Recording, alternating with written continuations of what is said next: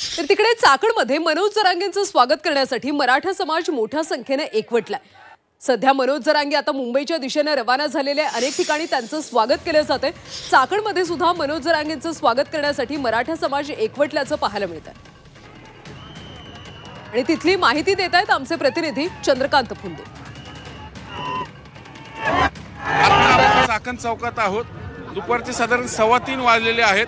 पाटील अजून नारायणगावच्या परिसरातच आहे, पण त्याच्या आधी जे बघू शकतो या चाकण चौकात गर्दी किती जमलेली आहे। सगळे वाहन लांब सुरू झालेले। कुठं? मुंबईला कशाला? आरक्षण घ्यायला। आमच्या लेकराला नोकऱ्या नाहीत।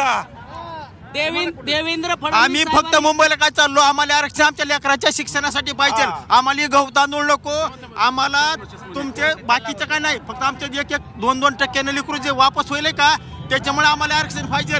आणि आमच्या मराठा समाजाला पहिलेपासून काय केलेलं आहे, बाजूला टाकले, वाली टाकल्यासारखं। कारण का माहितीये का, इलेक्शन मध्ये राजकारण आहे, इकडे राजकारण आहे। आमचे लेकरं फक्त शिकू द्या, आम्हाला आरक्षणच पाहिजे। म्हणाले तर मुंबई मध्ये हिंदू धर्माचा गणेश उत्सव सण आहे।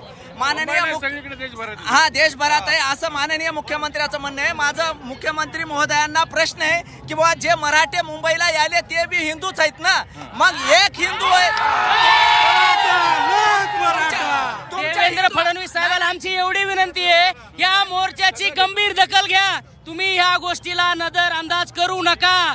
पाटील आहेत म्हणून एवढी पब्लिक शांत आहे। तुम्ही हिंदुत्ववादी सरकार म्हणता ना, हिंदुत्ववादी आम्ही तुम्हाला मतदान केलंय।